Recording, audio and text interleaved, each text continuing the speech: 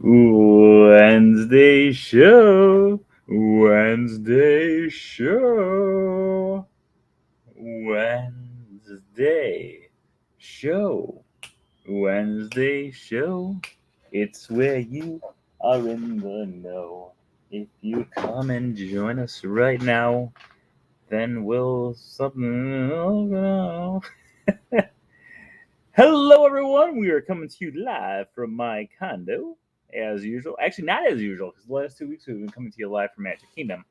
Um, but my friends who are staying at Deluxe Resorts are no longer here, so that means we do not get the extra time at the Magic Kingdom. So we decided not to go from the Magic Kingdom today.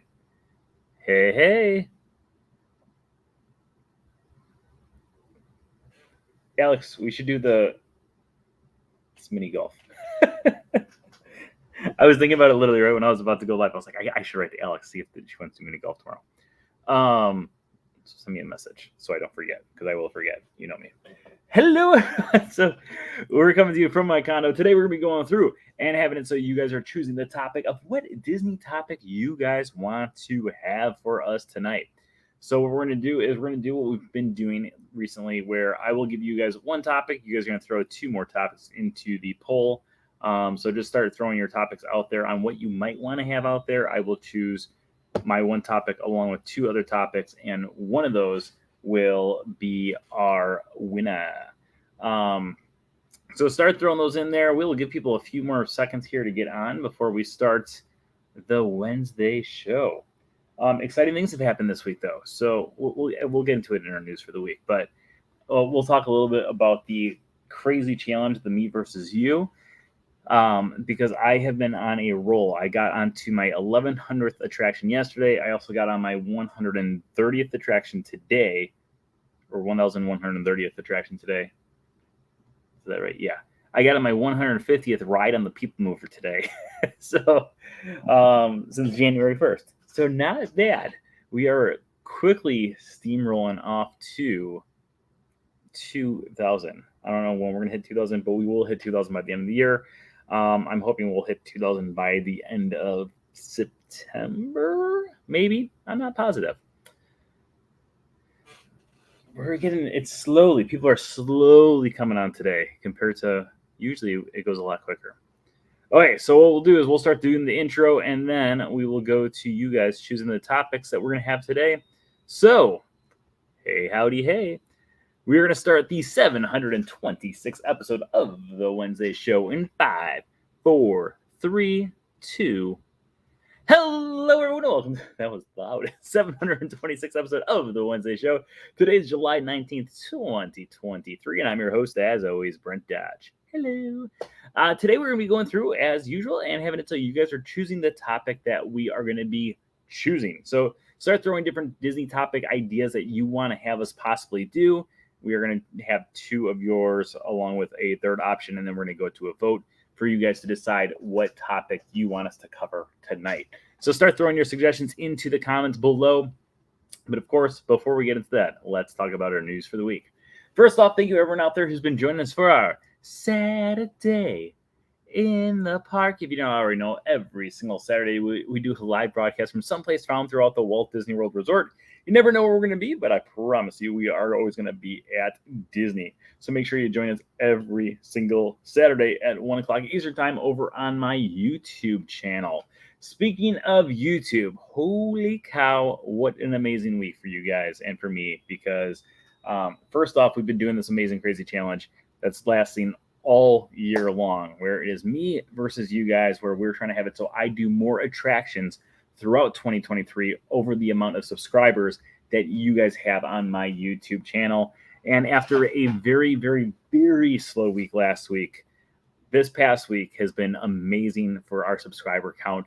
So huge, huge, huge thank you everyone out there who has subscribed. If you're a new subscriber, welcome to the channel. I hope you guys are enjoying it so far. And if you are an old subscriber, thank you for continuing to spread the word, watch the videos and everything else like that. Every single view, every comment, every little thing helps. But we officially hit our 3,000th subscriber this week, which is not too shabby. So Also, speaking of not too shabby, one of the coolest little details that they used to have at Disney's Animal Kingdom that they don't longer have is over at the train area, going to Rafiki's Planet Watch, and the train station that's in Harambe, though, there used to be the thing that said, train services to Shabby are canceled for the day, so it was not too shabby. I always thought that was funny, but just my mind wandering off to different topics as usual. Also, if you did not see it, we had our very first crazy challenge come out this past, well, today, past 24 hours.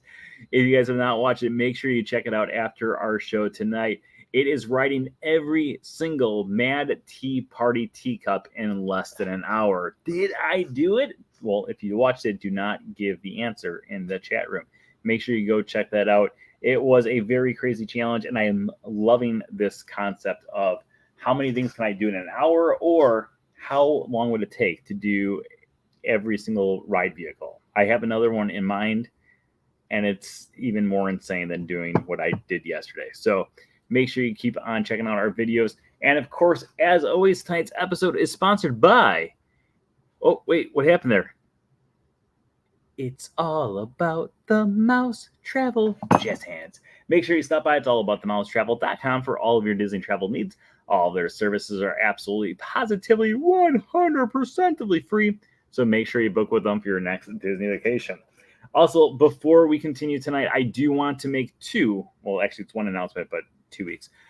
So next week and the week after, our Wednesday shows are going to be coming to you from Wisconsin. We are going to be doing half-hour episodes of Ask the Expert both weeks, because I will be spending some time with my family, but we will continue doing the Wednesday show as well. So over the next 2 weeks, just expect a shorter show and Ask the Expert. So come with your questions prepared.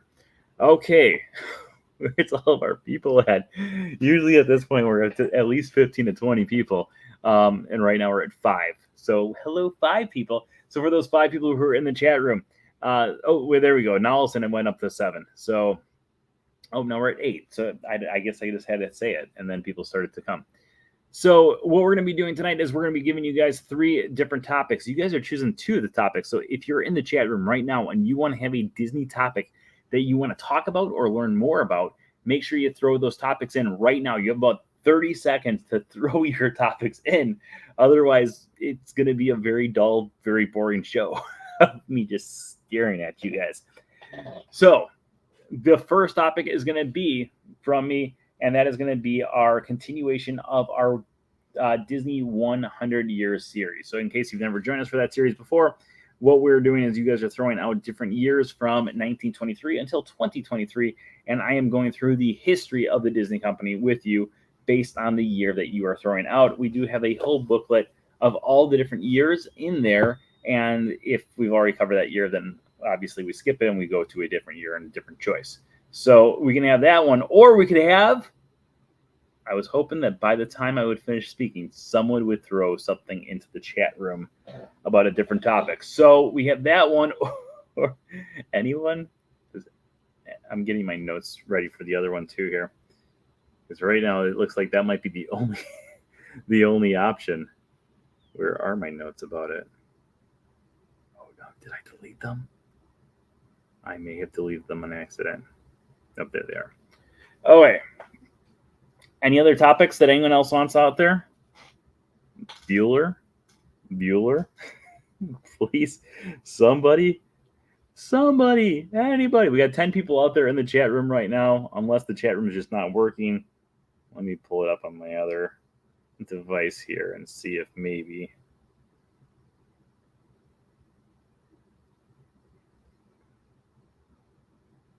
No one's typing. What are you guys doing? Throw your things into the chat room. Otherwise, it's going to be a very boring show. Chat room. Oh. Otherwise, Okay. Does anyone else have a topic that they would like to have thrown, or maybe the chat room's just not working? I'm not sure. Oh wait, 100 years, just the one that we already had. So let's do 100 years, because no one in the chat room is throwing any suggestions. So if you guys have not joined us, like I said, you are going to be throwing out a year between 1923 and 2023, And then based off the year that you're doing, we're going to be going through and doing a history of what happened with the Disney company in that year. So does anyone want to get us started? Or otherwise, what we can do is we can have it so I throw out a year for the very first one, and then we'll kind of go from there. Let me just pull up my years here. We'll do that way. We'll start off with me throwing a topic out there, a year out there, and then we will kind of take it from there. Oh, I got people coming up saying that their chat went blank on YouTube. Oh, there we go. Okay. Years are coming in. 1988, 2002. Okay, we're going to start with 1988. Oh, no, we've already done 1988. So we're going to not start with 1988. Where'd my pen go to? All right, so we're not going to start with 1988. 2002 was our next one there. So let's see. Have we done 2002 yet? We have not. So let's start us off in 2002. Okay, so 2002, 21 years ago. By the way, I think that's kind of crazy that 2002 was 21 years ago, because it does not seem like it was that long ago. But let's start us off in 2002. Now, 2002, there is two things that I think about every time that I think about the year 2002. The first one is the fact that that's when Brent Dodge, hello, graduated from high school. Fun fact. And that doesn't have anything to do with it, besides the fact that because I graduated from high school that year, I do remember the two movies that came out, because I vividly remember going to see both of them in theaters. We also had like a live action film. We had the Santa Claus 2 came out that year. But the two animated films that came out that year was, number one, Lilo and Stitch. I was going to start singing the song. There's no place I'd rather be than a surfboard out at sea. Coming, and if I had one dream come true, I'd surf till the ocean. Anyways, so in 2002, we got Lilo and Stitch. Now, Lilo and Stitch would be the second of three different Disney animated films that would actually be done over here at Walt Disney World. Over at the animation building, it actually was used for actually creating animated films at one point, for quite some time, actually. So they had three different full films that were completely done in that building. The first one was Mulan back in 1998. The second one was Lilo and Stitch in 2002. And then we also had Brother Bear, which everyone out there in the chat room usually boos me every time I mention Brother Bear. Just because, I killed it one time.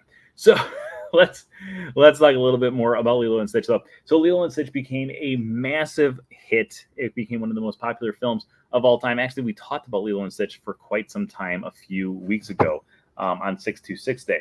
So when Lilo and Stitch would come out, it became a huge hit, and it would actually spawn a brand new generation of merchandise and everything else like that. Now, Stitch was Experiment 626, and the reason that I think about 626, one of the first things I always think about when I hear 626 was when I went to college, I lived in South Scott, room 626, my very first year of college. Now, when I lived there, I did not really put the connection that it was Lilo and Stitch had just come out, and then my room was 626, until I actually went to the store and I bought one of those rolled up posters, like at Walmart, where they just had the stuff. And I could either get like a picture of some guy riding a surfboard, or I could get Lilo and Stitch. And of course, I got Lilo and Stitch, and it said Experiment 626 on there. And my roommate, who I did not get along with, was like, "Oh, you put our room number on there." And I was like, "No, it just came on there because he's Experiment 626. Anyways, at the same time, while I was at the same roommate, with the same roommate, he was also talking about how excited he was for the other brand new Disney film that was going to be coming out later on that year, because he loved Atlantis, and this had the same style of animation as Atlantis. And that film, of course, was Treasure Planet. Now, Treasure Planet would come out later in the year. I think it was November of 2020 or 2002. So when it came out later in the year in 2002, it did follow the kind of same art style as what we had the previous year with Atlantis. However, this one would go through and do a retelling of the story Treasure Island, but with a planet instead. Overall, I feel like this film gets a lot more, I don't want to say hate, but it doesn't get enough love. I think it's a great film. I think Morph is a great character. I think Ben is a great character. I think all the characters are great characters, and the animation style is something that they've never really done before, with a solid blending of animation and computer generations, especially with Long John Silver combining both of them. It was actually like technologically advanced for its time. So well done, Disney. It was a great film. Also in 2002, we had another breakthrough thing that we had never really had up until this point. Because back in the 1980s, we started off with things like Nintendo, and then eventually we got Sega, and then we got Nintendo, Super Nintendo, Nintendo 64, etc., etc., etc. And we had lots of different video game platforms all the way through my childhood. Now, when you're going through all these different things, throughout the time, we had some Disney video games, but we didn't have any that really took off the way that the 2002 hit film or hit game Kingdom Hearts would take off. So in 2002, we got Kingdom Hearts was going to be the first game in the series of computer games or video games. And of course, it would spawn off other video games as well, other Kingdom Hearts games. But it became a cultural phenomenon where still people to this day are massive fans of that video game series. In the theme park world, we got a brand new theme park as well. But if you ever say to someone, what theme park opened up in 2002, I guarantee most people would be sitting there scratching their head, trying to remember what theme park opened up in 2002. Now, let's do a quick recap of all the parks that opened up.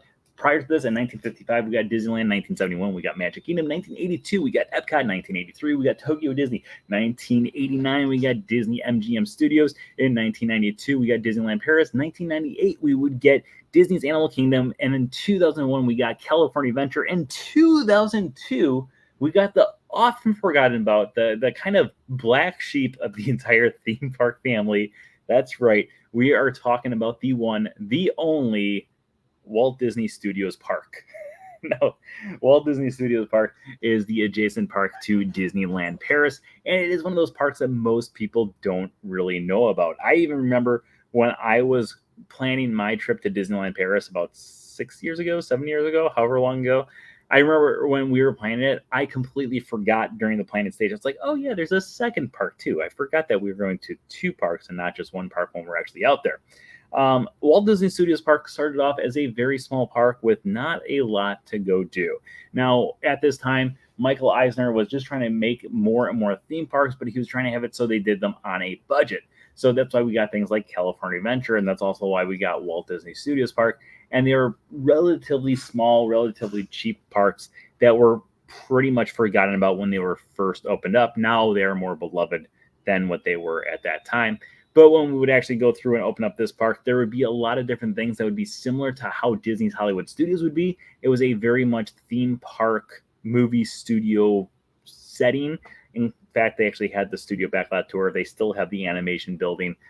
They have Rock and Roller Coaster. They have a lot of different things out there they can also find over at Disney's Hollywood Studios. But it just was not as big and it wasn't as exciting. Eventually, it would lead into a beloved park by most people who would go visit. When I went out there, I actually thought it was a great park. And Cinemagique was one of the greatest shows I've ever seen, and I was so disappointed when it disappeared. Okay, let's go on to our next one, which is this year. What? 2003. Okay. Or not 2003, 2023. So let me mark down 2023 just so I know that we've done it. We've only done 4 years since the year 2000. Keep throwing your things in the chat room as well. We currently have 2 years that we're going to be going through. Actually, I think maybe just one, because let me check. Have we done 1993? We have done 1993. So Alex, throw a different year in there, or someone else throw a different year in there while we go through 2023. Now, 2023... now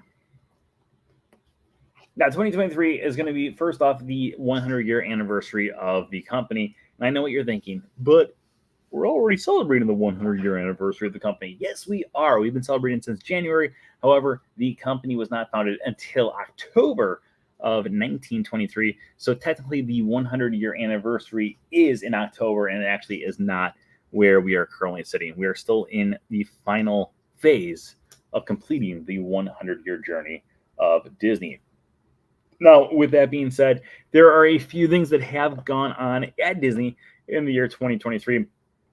Obviously, first things first, we have amazing things like Tron over at Magic Kingdom is an amazing attraction if you've not gone on it. The more I go on it, the more I actually really enjoy it. It's short, but it's still a lot of fun.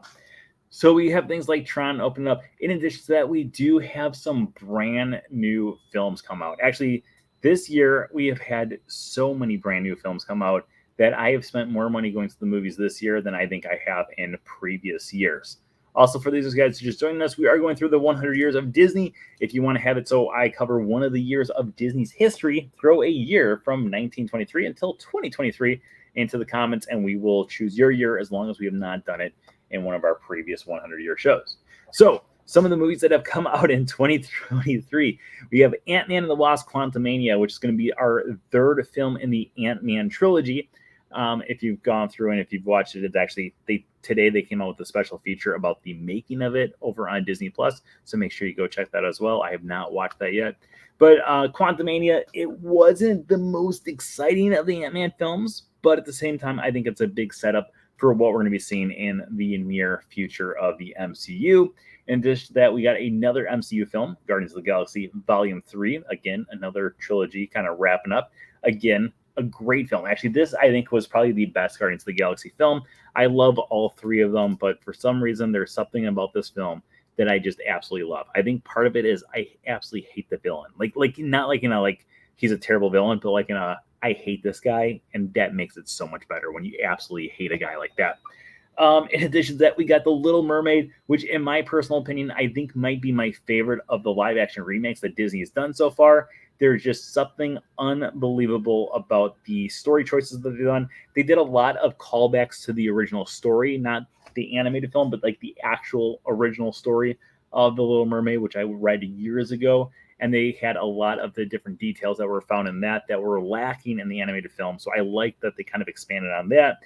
In addition to that, we had a brand new Pixar film, which was Elemental. Elemental, again, I absolutely enjoyed. I went into it with very low expectations, and I walked away thinking it might be one of my favorite Pixar films that has come out in the last 5 to 10 years. And then on top of that, we also are going to have Haunted Mansion, which comes out next week. We also are going to have, we had Indiana Jones and the Dial of Destiny, which came out about a month ago.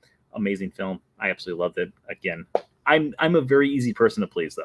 So the more things you guys throw at me, the more I'm going to enjoy it. And then we'll have later on this year, we'll have the Marvels, and we'll also have Wish, which I'm very excited about for Wish as well. Okay, and that brings us through 2023. Kind of feel like that should have been our wrap up, our final thing. Okay, 1993, like I said, we have already covered. 1971, I'm pretty sure we've covered as well. We've covered 1971. So keep throwing your years out there, and I'm gonna get a drink of water.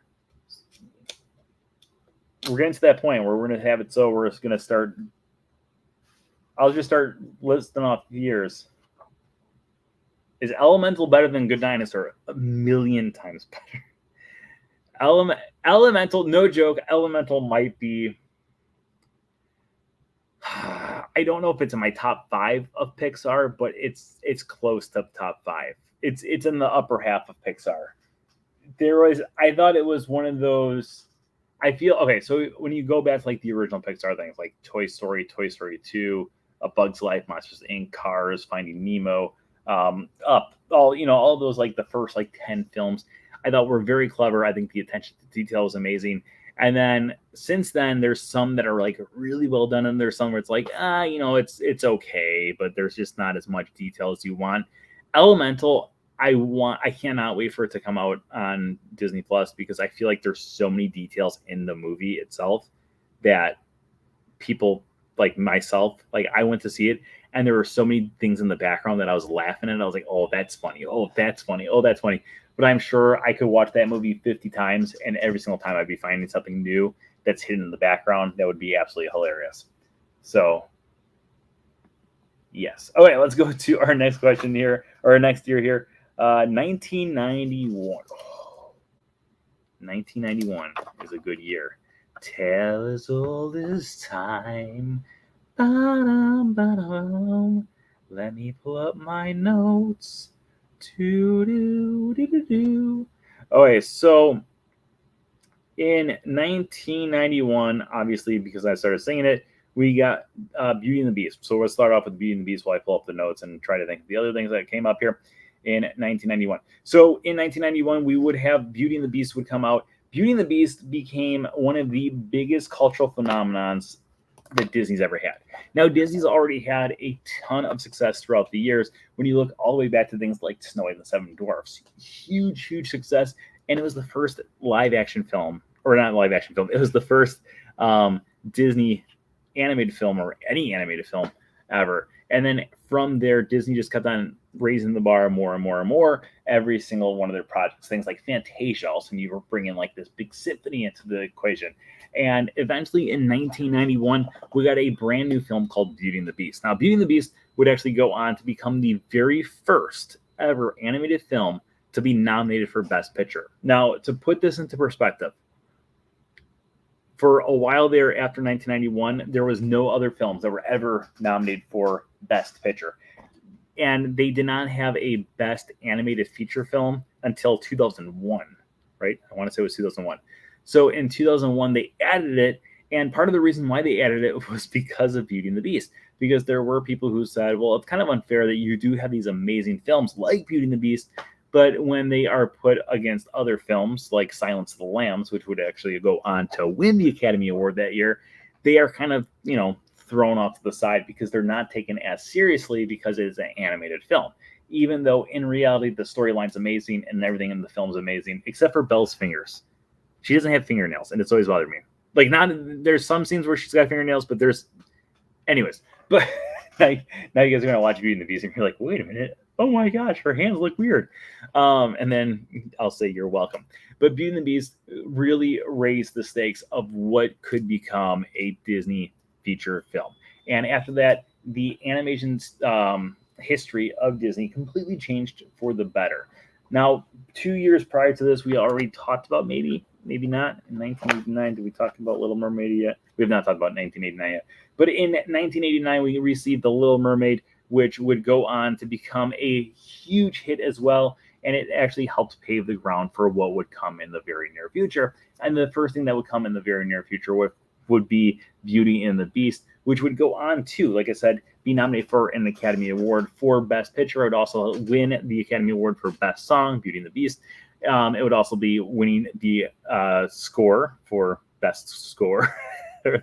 So it would actually go on to completely change the way that not only Disney films were perceived, but also animation films just in general, until eventually we would actually receive its own category of Best Animated Film, which, of course, if that was around in 1991, easily it would have won in a landslide.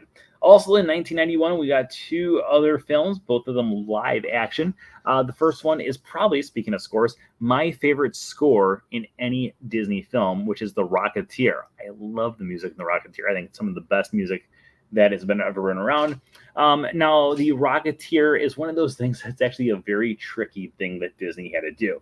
So they originally were going to have it so it was going to be a Disney film. And then they said, maybe we're going to have it as a Touchstone Pictures film. But then they realized maybe not enough people would go to it if it was a Touchstone Pictures film. So they switched it back to a Disney film. And then they said, well, we don't want people thinking that it's going to be this little kid film. So they switched it back to Touchstone Pictures. And that's actually how it ended up being released, as a Touchstone Pictures film. But then at the same time, during some VHS releases, it was Disney, and then other ones, it was Touchstone Films. If you didn't know, Touchstone Films was actually owned by Disney itself. So The Rocketeer would go off to become another pretty popular film. It wouldn't be as high of levels as Beauty and the Beast, but it would go on to inspire a lot of different things over at Disney's Hollywood Studios, or Disney MGM Studios as it was known at that time. So with The Rocketeer coming into theaters, we also had it so Imagineers start to have their brains go a little crazy. Not crazy in like a scary way, but crazy in like a, that would have been a lot of fun way. To the point that they started to think about actually opening up an entire land in Disney's Hollywood Studios, or Disney MGM Studios, that would be dedicated to The Rocketeer. So if you've ever gone over to Disney's Hollywood Studios / MGM Studios / whatever you want to call it, that park that's over there, if you've ever gone over there and you've walked around, you may have noticed that there's things like Peavy's Polar Pipeline. Peavy's Polar Pipeline is named after Peavy, the mechanic that is found inside of the Rocketeer. While you're over there, you can actually find the Rocketeer helmet. You can also find the Rocketeer rocket pack in there as well, because they were expecting that Rocketeer would become a massive, massive hit, and it would have its impact throughout the entire park. If you ever go over by the Grauman's Chinese Theater, in front of it, you can actually find the Rocketeer's handprints his footprints, along with a rocket pack smoke on the ground, because he actually came over there to promote the film as well. If you ever went on the studio backlot tour when it still existed, in the back area of the line, you could actually go through the line, and while going through the line, you could find all these different memorabilia things. But a lot of the stuff that was in there were actual props from the Rocketeer, because, like I said, they wanted to have a massive presence for the Rocketeer. The film just didn't do as well as they were hoping to actually be able to go through and have, one, the sequels they originally planned, and two, actually create an entire land based off the film. However, I always wondered if they built a land based off the film, which, I think would be kind of cool. If they would have built that land, would the film have become more popular than it actually ever was? In addition to those two films, we also got another film, which is one of my personal favorites. I absolutely love this film, Father of the Bride, starring Steve Martin, Martin Short, and a whole lot of other people. But those are the two main people that I think are absolutely hilarious in this film. Father of the Bride tells the story of George Banks, and he is finding out that his daughter has just returned from Rome and is going to get married to a man that she met out there who also lives in the area. And the entire film is the hijinks that would happen while he is going through this crisis of losing his little girl. It, of course, spawned a sequel, which was Father of the Bride Part 2, and it also inspired the part of the wedding pavilion over at by the Grand Floridian. If you go to the wedding planning building there, it's called Franck's, which is the name of Martin Short's character in the film. So that's just the movies. That's a pretty big year for 1991 just in the movies. But it gets bigger because we have to talk about the theme parks as well. So in 1991, something that was very, very small became something very, very big. So in 1991, we would receive the very first ever Disney Vacation Club Resort, which was called the Disney Vacation Club Resort. Now it's called Old Key West. So the Disney Vacation Club was a brand new concept, and Disney was really testing it out. They weren't really sure if this was going to be a huge success or if it was going to be a huge failure, but they decided to pitch the idea and just kind of hope that it stuck. Now, I actually talked to someone not that long ago, someone who I know who comes quite frequently to Disney, and they bought into Disney Vacation Club in 1991, and they're like, if you look at the prices that we paid, it's like cheaper beyond cheap, and they get to actually keep the same price. That what you buy into, that's the points that you buy into. So if you're paying $20 a point, which I think is what it was back then, or $15 or something ridiculously cheap, that's what you actually stay at for the rest of your time with the Vacation Club. So back in 1991, we would receive that that honor. In addition to that, we also got a brand new division of the Disney company, which would be the Hyperion Books. And Hyperion Books would, of course, go through and have it. So we would get more and more books found throughout all of the Disney literature. So well done, Disney. 1991, a great year for the entire company. Okay, let's move on to our next year. We are going to need some more years coming out here from you guys. So if you guys have a year that you want to have more stuff to talk spoken about, throw into the chat room. We've got Joe here saying 2005. 2005 is a big one. So we will be sitting on this one for quite some time here. So feel free to, take a seat, relax, but also throw a year in there, because after that, we want to kind of go through a lot more of that stuff as well. Okay, let's start this off. Let's start it off with the big thing, because when I think 2005 Disney, I always think of one thing and one thing only: Chicken Little. No, but let me get a drink here. So in 2005, it was the 50th anniversary of Disneyland, which of course caused a wide world celebration of Disney parks. Literally, everywhere you went around the world, you would be celebrating Disney parks in some way, shape, or form. So let's talk about it, because 2005, massive year.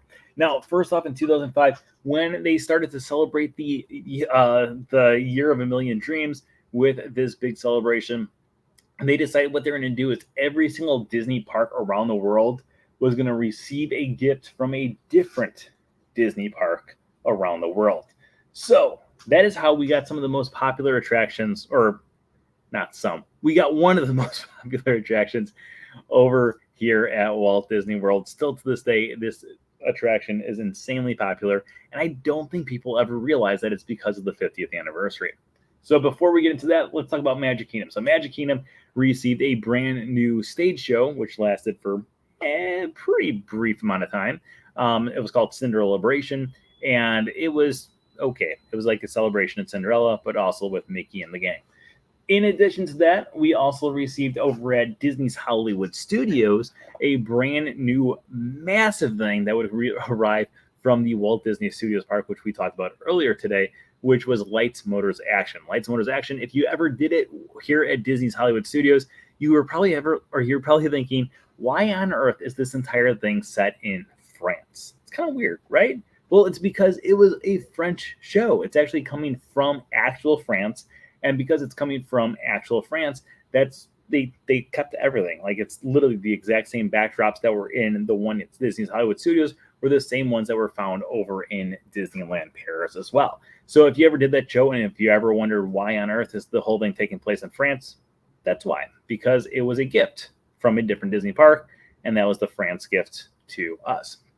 Now, if you went over to Disney's Animal Kingdom, you would have seen Lucky the dinosaur, who I still love to this day. But unfortunately, he was very, very, very short-lived at the parks. I was lucky enough to see him during my trip down here that year. That was before I lived down here, but it was after my college program. But I came back for 2 weeks to work, 2 weeks with my friend Jolie. And while we were there, we saw Lucky the dinosaur. So Lucky the dinosaur was the very first ever free walking audiomatronic, and he would walk around and interact with people all around the crowd. And he would he would only be found over in Dinoland, USA, walking around. And overall, one of the coolest experiences I've ever seen was seeing this actual dinosaur. In addition to that, I actually got to see Lucky the dinosaur over at the Walt Disney Imagineering headquarters over at 1401 Flower Street in California, which was really cool because I thought I would never see him again. And then there he was. I was like, oh, Lucky. But over at Epcot, we also received a gift from a very new attraction that was built for California Adventure, which of course was Soarin'. Originally it was called Soarin' over California in Disney's California Adventure, but over here it was just simply called Soarin'. So that is actually how Soarin' came to be at Disney's Hollywood Studios. And actually, if you go on Soarin', still to this day, the flight number is Flight 5505, which of course stands for May 5th, 2005, which was the day that Soarin' opened up here at Epcot Resort. Now, in addition to that, we did receive the Year of a Million Dreams, where if you ever went to the parks during that Year of a Million Dreams, you would walk around and you would actually have it so there was a potential of you winning free gifts at any given moment.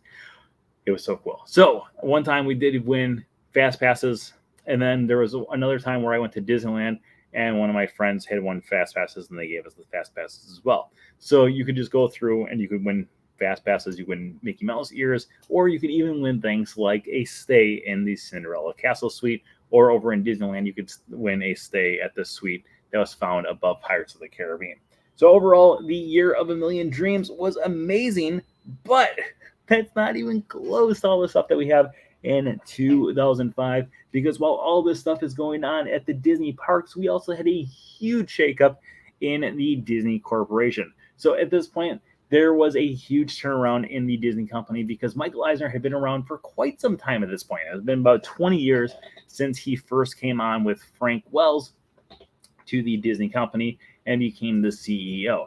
Now, if you remember when Michael Eisner came in, originally it was because they were trying to get Ron Miller out. So when Ron Miller was there, Roy Disney, the younger Roy Disney, Roy E. Disney, when he wanted to get Ron Miller out, he said, you know what, I'm going to step away from the board. I'm no longer part of the board because I don't like the direction that this company is going. And the entire board said, we can't lose Disney in our board. We have to have it so some representative of the family is still around. And so they opted to get rid of Ron Miller and then bring in Michael Eisner.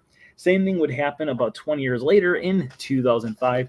There was a lot of different turmoil going on in the Disney company because, like I said earlier, when we were talking about 2002, a lot of the different theme parks were just being these, basic theme parks. There wasn't as much detail going into it because Disney was just trying to get rich, and they were trying to get rich quick. And Roy Disney said, I don't like where this is going. I'm stepping away. And again, the board said, whoa, whoa, whoa, whoa, whoa, we can't lose you.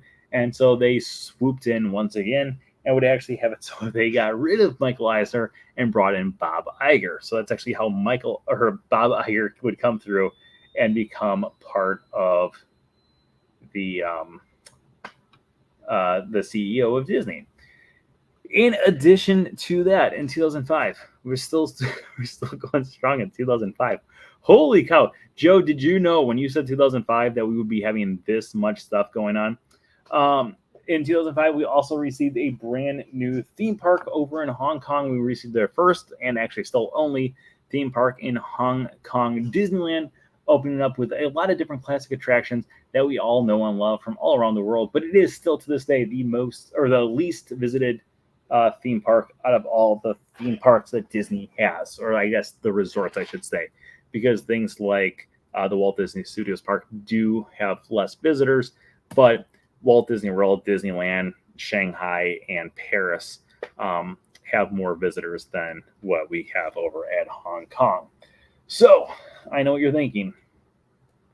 It's pretty good so far, but we haven't even gone through the movies of 2005 yet. So the first one, a massive hit. That's right, The Pacifier. Not a good movie. The Pacifier starred Vin Diesel, who was hired to be a babysitter. He was actually a secret agent. He went in there and became you've seen the poster of him with like the kid on, and he's got a pacifier in his mouth. That was his code name, was The Pacifier.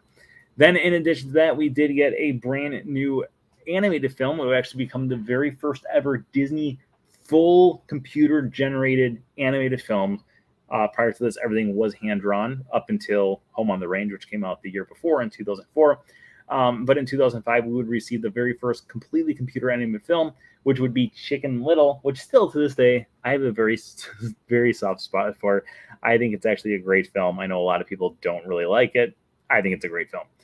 In addition to Chicken Little and The Pacifier, we also received our very first of the Chronicles of Narnia films, The Lion, the Witch, and the Wardrobe. And then, of course, we got the one, the only, the one that drives me crazy because every single day, like almost literally every single day of my life, I hear people bring up this film.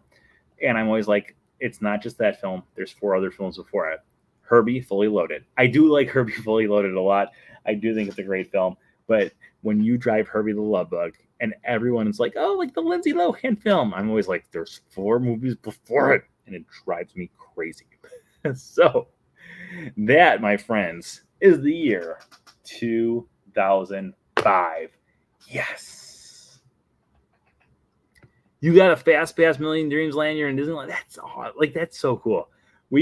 So my friend Catherine was living down here. By the way, someone threw a year into the chat room. Whatever the next year that we're going to get is the one we're going to do. We don't have any other years that we have waiting for us right now.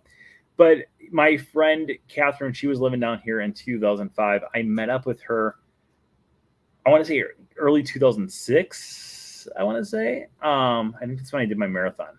And she was living here. And the Year of a Million Dreams was still going on. And she was like, I know exactly where they come out of. I know which doors they come out of. And we would just kind of hang out by those doors and hope that we would win something. And we were able to win the Fast Pass lanyard.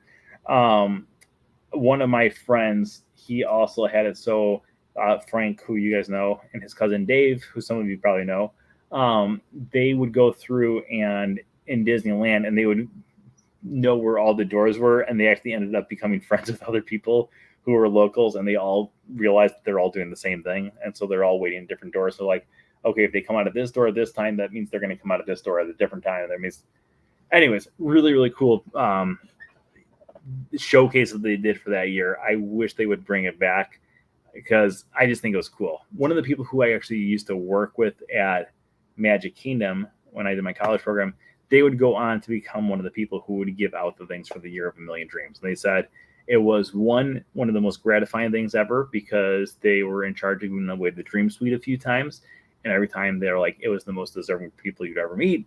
And then they also said at the other end, it was one of the worst things because sometimes you'd be giving it to someone and then someone else would be like, oh, well, what about me? Like, oh, that's sorry. Bye. Okay, we need another year from someone out there. Throw a year out there. Otherwise, I'm going to pick a year at random and we will go through that. We'll see here. I'm going to get a drink here. And if hopefully, if someone says like 2005, like that 2005 went into a lot of stuff.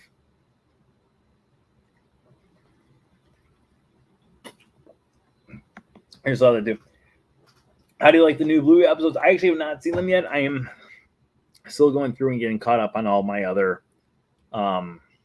things on Disney Plus. So I will be getting to it soon. My plan is to get to Bluey after I finish up Chippendale Day or Life in the Park Life. The Chippendale Park Life season 2. I'm currently, I think, have 2 episodes left, so 6 miniature episodes left. And yeah, so I'm almost to it, but I'm not quite there yet. Okay, looks like we got 1999 in the chat room. I think 1999 is a pretty darn good year. We're not talking about the blimps. We're talking about the year. Okay, 1999. Let me find my 1999 notes. Because there's a few things in here that immediately I think of, and then there's other things that I don't even have in my notes. So let's start off with the ones that's not in my notes so I don't forget to talk about it. Let's talk about costumes. Cast member costumes, we know them. We love them. We adore them. But have you ever noticed, this is a fun fact for you, and it's tougher to tell now than it was to tell prior to 2016. 2016. Prior to 2016, before the brand new test track would come out, 2014. I don't know. I can't remember the year right now. Prior to the old test track, if you remember the old test track, if you remember the old costumes that the cast members wore, you might be surprised to know that those were not the costumes that were actually planned to be worn over at test track. What? That's right. So let's do a little history lesson here. So Test Track became one of the most advanced attractions that Disney would ever create. It opened up in 1999.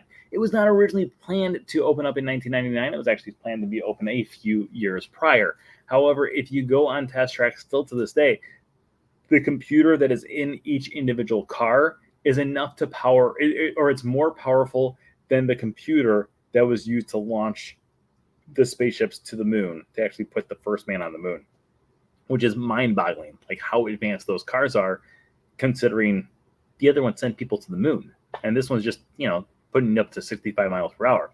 So because it took so long for them to go through and create this attraction, if you remember the original attraction, we had characters like Bill McKim. Hi, I'm Bill McKim up here on the control tower.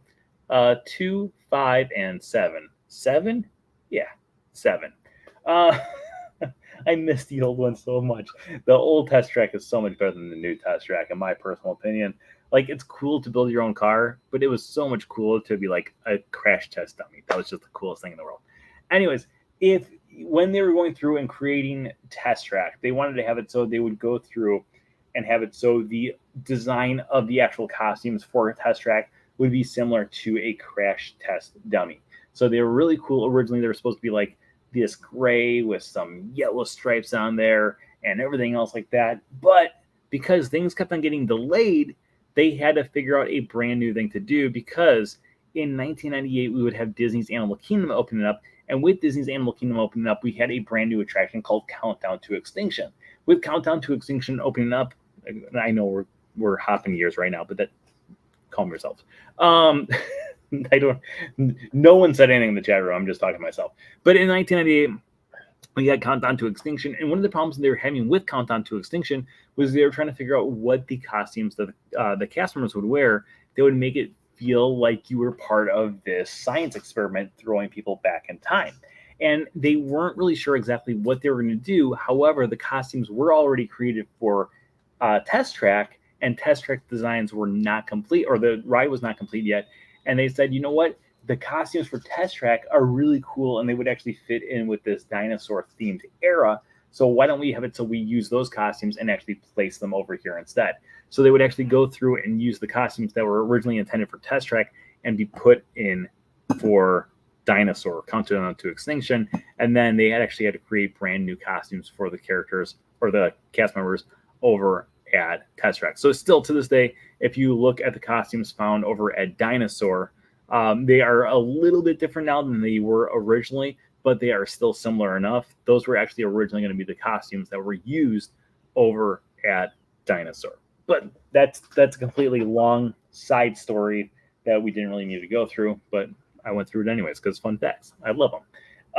So let's talk a little bit about Test Track. Now, Test Track's original idea was you're going to be going through this series of tests because you're going to be a crash test dummy. So while you're going to be going through these different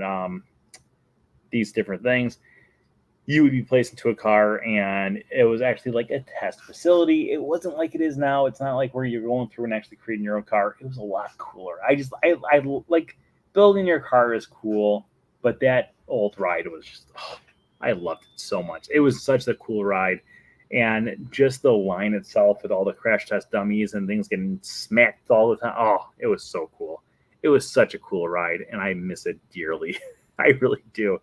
I remember in 2013, when it was under construction, I was at the park with someone, and I remember us being on the other side of the park, and all of a sudden you're, and we're like, oh, we both looked at each other like, Test Track, maybe it's open, and we ran over there to see if it was the new one, and unfortunately it was not the new one. Okay, let's keep on going through here because I just spent a lot of time on Test Track, and we barely even touched anything else that would happen anywhere in the parks. So in 1999, we would go through it and we would have a brand new resort opening up, which would be All Star Movies. Now, All Star Movies actually would have a soft opening prior to this, but it would officially open up in January of 1999, bringing the entire All Star Resort to a complete. Prior to this, we also had All Star Sports and All Star Music, and this would just complete the entire project. So it was it had originally started off as one giant project, but it was all opened up in different segments throughout time. Altogether, All-Star Resorts with All-Star Movies, Music, and Sports, they're all actually technically considered as one resort, and it's actually considered the biggest resort in the world, or it was at one point, now it's not. But yeah, it's 3 separate resorts within a resort, but originally it was considered one giant resort, if that makes sense at all. In addition to that, we would receive our second of now 5 Disney Cruise Line ships. We would receive the Disney Wonder, would open up that year, becoming the sister ship of the Disney Magic. If you've never gone on the Disney Wonder, I absolutely love it. It's not my favorite ship, but I love all the ships the same. I really do love all 5 ships that I've been on so far. I have my order, but my order does change quite often. I do have the Wish, Fantasy, maybe the Wonder is number 3, or maybe, no, I'm going to say Magic, and then the Wonder, and then the Dream. But I could go on any of the ships, and I'd be perfectly happy. And I am perfectly happy every single time on the ships. But I love the Wonder, and if you've never gone on it, it is a great one. It's the only thing that kind of brings it down in my book is there's no, like, cool water slide. You know, like how we have, like, the Aqua Duck, Aqua Dunk, Aqua Mouse, all those different things on the other 4 ships. We don't have that here at this one. In addition to that, we would receive a few new movies. First one that we would have, which would be the biggest hit of them all, would be Tarzan. Tarzan would open up this year and become yet another Disney animated film that would hit all types of box office success. And it would also kind of bring an end to our 10-year-long Disney Renaissance. So the Disney Renaissance is considered this time of amazing growth that Disney would do with the animation department, starting in 1989 with The Little Mermaid, 1990 with Rescuers Down Under, Beauty and the Beast, Aladdin, Lion King, etc., etc., etc., all the way up until 1999 with Tarzan. Tarzan would be the one that after that, a lot of people would say Disney animation just kind of went downhill, and it didn't have the same success that it did in the 1989 to 1999 era. But I still thought it was good. The next animated film would actually be released the same year, but it would be December 31st of 1999. It's one of my favorite trivia questions to just throw at people is, what year did Fantasia 2000 come out in? Because everyone's going to say, oh, it came out in 2000. But in reality, it actually came out in 1999 because it was released on December 31st, 1999, one day before the year 2000. So Fantasia 2000 would become another film that would be a pretty big success. However, this was going to be considered the brand new age of Disney animation that would launch into the next year with things like Emperor's New Groove and Atlantis, etc., etc., etc. And that's when we would start to go a little downhill and a little forgotten Disney until eventually in 2009, when we would have The Princess and the Frog would kind of bring us into the new current age of animation that I feel like we're still sitting into today. Okay, in addition to that, we did receive our third Pixar film, which would be Toy Story 2. And then in addition to that one, we would also have a brand new suspense film put out by Disney. But most people never really realized that it was Disney film, but it was released under the Buena Vista label instead of the Disney label. So people are like, oh, it's a non-Disney film. But it became one of the most talked about films of all time. And still to this day, people will utter 4 words, whenever you bring up this film. And that is, I see dead people, which of course would be The Sixth Sense. Also, The Sixth Sense would become one of the biggest films of all time and would become a cultural phenomenon, and everyone around the world would absolutely love it. And that, I think, is going to wrap up our years for this year. We did, 4 of them today? Right? We did 2005, 1999, 91, and 2023. Oh, and 2002. We did 5 years today. So we're slowly chipping away at this. We still have a lot of years left. Oh my gosh, we got a lot of years left. 19, 24, 25, 26, 27, 29, 30, 31, 32, 33, 34, 35, 36, 37, 38, 39, 40, 42, 43, 44, 45, 46, 47, 48, 49, 51, 52, 54, 55, 56, 57, 58, 59, 60, 61, 64, 66, 67, 68, 69, 70, 72, 74, 77, 78, 79, 80, 81, 83, 85, 86, 87, 89, 90. No, that's just 90. The 0 looks like a 6. Let's fix that. There you go, buddy. 92, 95, 96, 97, 2000, 2003, 4, 7, 8, 9, 10, 11, 12, 13, 14, 15, 16, 17, 18, 19, 20, 21, 22. We got a lot to go. Okay, so that is going to wrap up our video today. A lot of the years that I just listed off in a very quick fashion, some of them have like 1 or 2 things. It's not, you guys chose a lot of years today that really have a lot of big things. 2005, massive year. 1991, massive year. There's a lot of different years out here that have a lot of stuff that happened. So well done. You think I'm going to remember all these? Yes, I do. So on that note, tonight's episode, as always, sponsored by It's All About the Mouse Travel Jazz Hands. Make sure you stop by. It's allaboutthemousetravel.com for all of your Disney travel needs. All of their services are absolutely positively 100% free. So make sure you book with them for your next Disney vacation. I'd like to thank everyone out there for joining us once again this week. Please keep on spreading the word about the Wednesday show and From Screen to Theme, and invite anyone and everyone to join the group over on Facebook or to make sure that they subscribe here on YouTube as well. Speaking of which, we did not even look at our count at the start of the show. Let's take a look at it now.